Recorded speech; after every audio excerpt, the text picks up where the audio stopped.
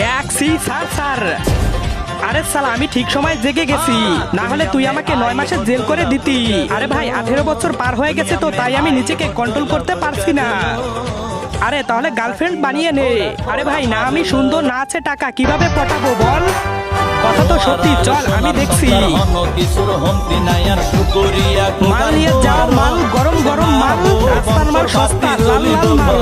এদিকে আসো ভাইয়া, পেয়ে গেছি, চল।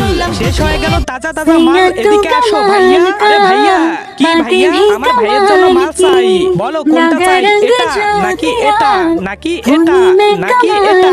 বলো কোনটা দিব, বল ভাই কোনটা নিবি? ওই লালটা। ভাইয়া ওই লালটা কত টাকা? দেখো ভাইয়া এখানে 2 ধরনের দাম চলে, 1 ঘন্টা নাকি পার্মানেন্ট। বলো কোনটা দিব, বল কোনটা নিবি? পার্মানেন্ট।